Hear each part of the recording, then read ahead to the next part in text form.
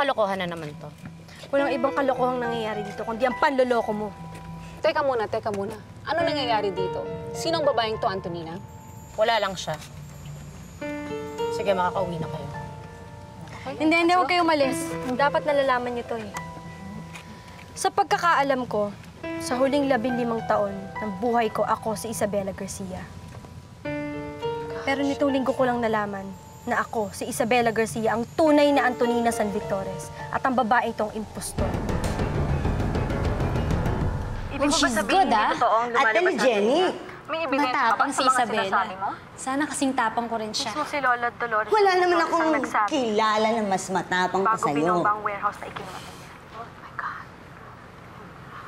Pero may umagaw ng pangalan ko at ang impostor na babaeng yan. Tapos sasabihin mo nagsisinungaling ako pagkatapos mo agawin ng pangalan ko at pagkatao ko? Kasinungalingan. Pawang kasinungalingan ang sinasabi ng babaeng yan. Ang Lola Dolores ko mismo ang kumilala sa akin. Siya mismo nagpakilala sa akin sa publiko at nandun lahat kayo nun. Di ba? Sa sino sa ating ngayong dalawa nagsisinungaling? Isa ka lang yaya, isa ka lang katulong na naghahangad ng lahat-lahat ng sobra-sobra. At lulunukin mo ang lahat para lang makaagaw ng atensyon. Kung nagsisinungaling ako, bakit nasa akin lahat ng gamit na suot ko nung sumabog yung lugar bago ako nawala? Nasa pangangalaga ng tinuring kong ina ang lahat ng gamit ko, mula sapatos hanggang kwintas. Wala kayong may papakitang ebidensya dahil nasa amin lahat ng katibayan na ilalabas namin lahat sa publiko. Shhh, nakiingay mo eh. Pwede ba manood na lang tayo? Hindi ko maintindihan yung sinasabi nila. Alam mo, pwedeng si Isabela ang gumanap ng life story mo. Isang lumang damit. Isang paris ng sapatos. Isang kwintas. Napakadaling mapeke ng mga ito. Tulad ng lahat ng bagay dito sa mundo. Alam niyo naman na kapag pera na ang pinag-uusapan, lahat nakikinig. Gustong makisalo. Kung totoo nga na si Isabela Garcia ay ang tunay na Antonina San Victores, bakit hindi kaagad siya inilabas ng kanyang inainahan? Noong hinahanap siya ng aking yumaong hipag. Bakit? Dahil natatakot ako para sa kanya. 3 taong gulang pa lang si Isabela, ang tunay na Antonina San Victores, ay meron na nagtangka sa buhay niya. Pati na sa kanyang lola. 15 taon ang lumipas. Hanggang ngayon, hindi pa rin tumitigil ang mga taong nasa likod ng masamang planong yun. Kung di ko tinago ang tunay na Antonina San Victores, malamang patay na rin siya, katulad ni Senyora Dolores ngayon.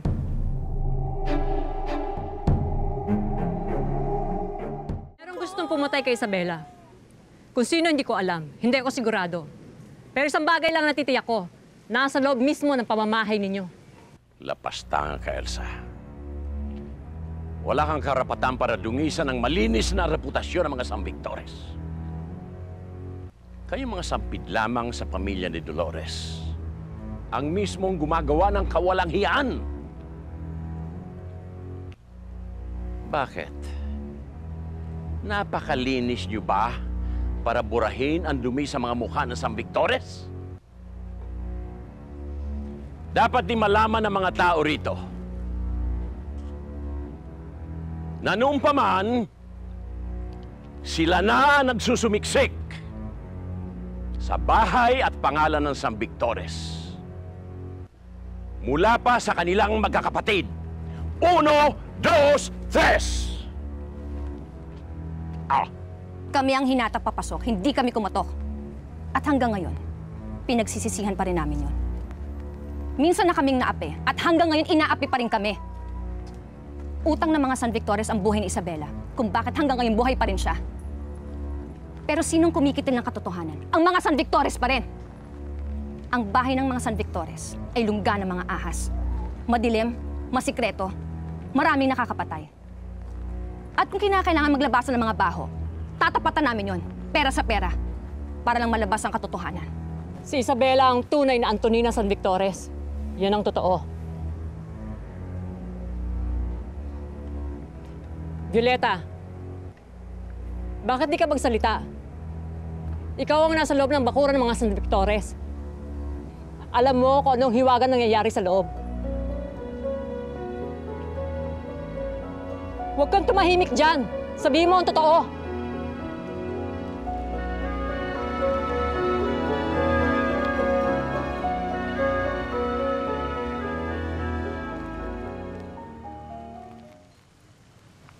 Si Antonina.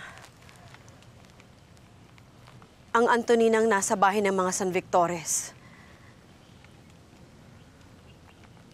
Siya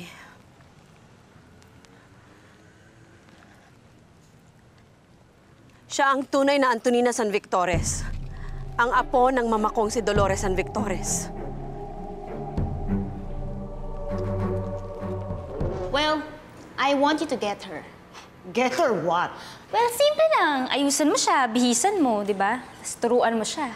Turuan, bihisan? Oh, tapos, ha? And then make her a star.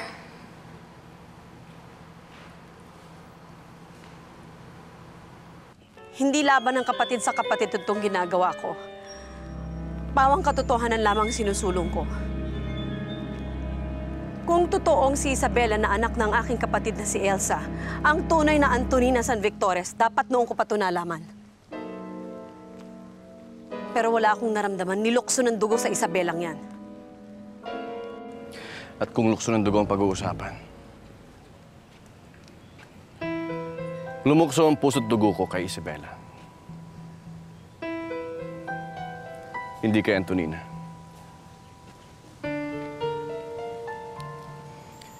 Ako ang San Victores. Ako ang makaalam kung sino ang tunay na tagapagmana ng Mama. At kung kailangan niyo pa ng isa pang testigo,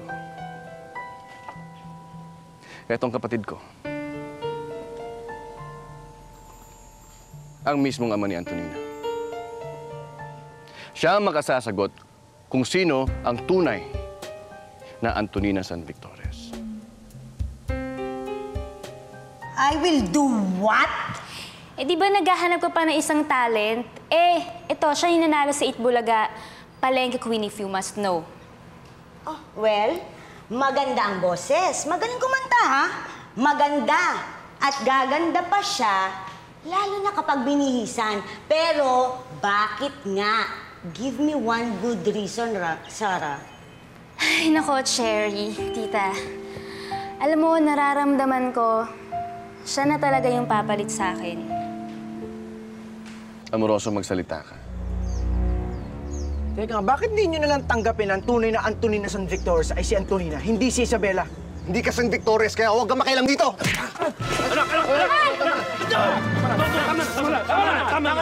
Tama na, nakalamang ka na, tama na. Well, tingnan mo. Mamahalin siya ng masa, don't you think? Desidido ka ba talaga? Yes.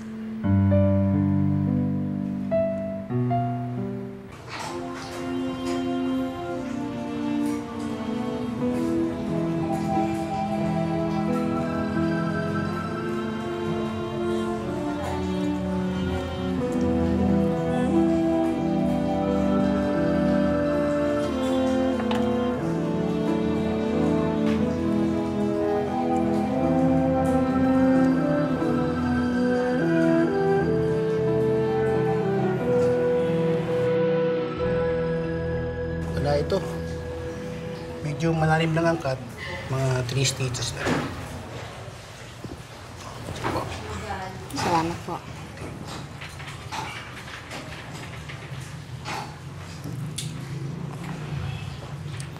Kapag nakita ko yung Rodolfo niyan, ididimanda ko yan eh.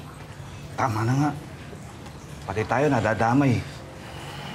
Itay, pwede ba sa pagkakataong to? Ako naman ang kampihan nyo? Santi, wala akong kakampihan o sisisihin sa inyo.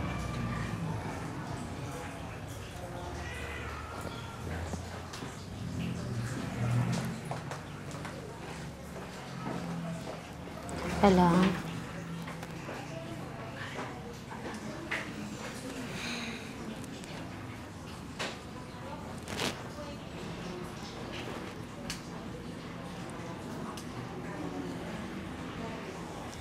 Magbabayad si Rodolfo.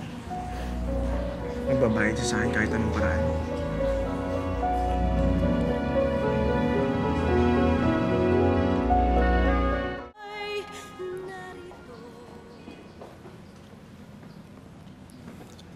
Isabela, Kung gusto mo akong iwanan, Rodolfo, iwanan mo na ako.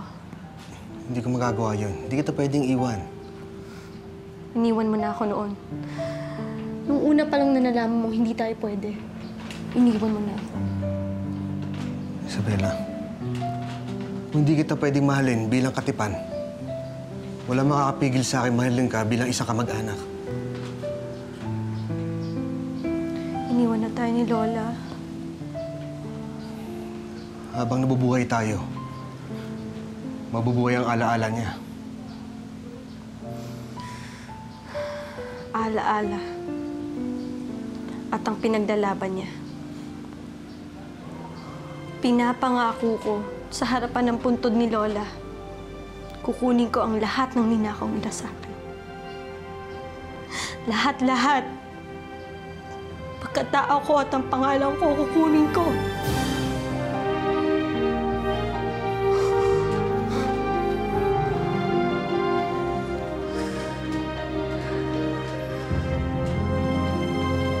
Salamat sa pagtatanggol mo sa akin kanina, ha, Santi. Alam mo, hindi ko makakalimutan tong araw na to.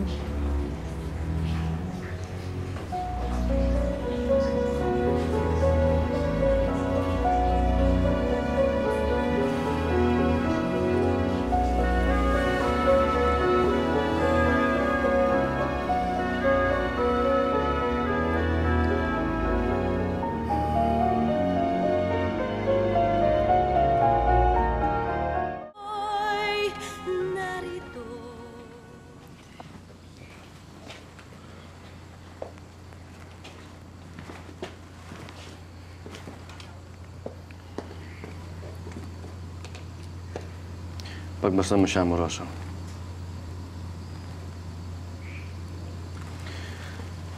Now tell me. Tell me what is inside your heart. Sabihin mo sa amin habang nakatingin ka sa amin. Na wala kang lukso ng dugo na nararamdaman para kay Isabela. Ang tunay mong anak, amoroso. Kahapon matalino ka. Hindi ka humusga. Ngayon, lahat ay nakasalalay sa'yo. Ikaw lang ang makakapagsabi kung sino ang tunay na Antonina San Victores.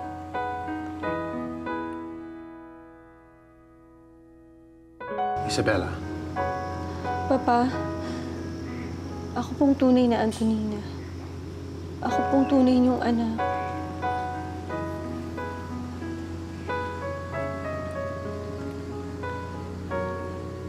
Amoroso, nabubulagan ka kapag hindi ka naniwalang si Isabela ang tunay mong anak. Hindi niyo naiintindihan.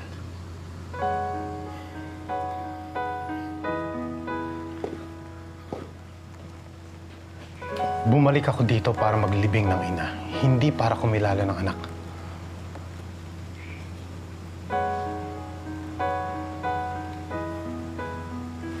Pero heto na siya. Ang anak na hindi mo nakita, amoroso, wala ka palang magagawin. Ano gusto niyong gawin ko? Tanggapin na lang lahat ng pinipresenta niyo sa akin gaya ng ginawa ni Mama kay Antonina. Hindi mo kailangan tanggapin. Buksan mo lang ang puso mo. Ang mga mata mo. Hindi ko kailangan buksan ngayon habang sarado pa ang pag-iisip ko sa mga bagay-bagay.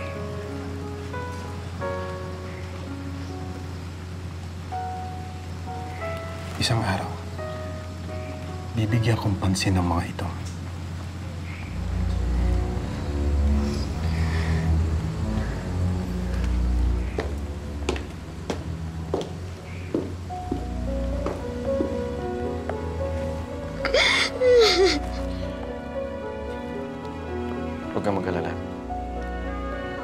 kakausapin ko siya pag-uwi.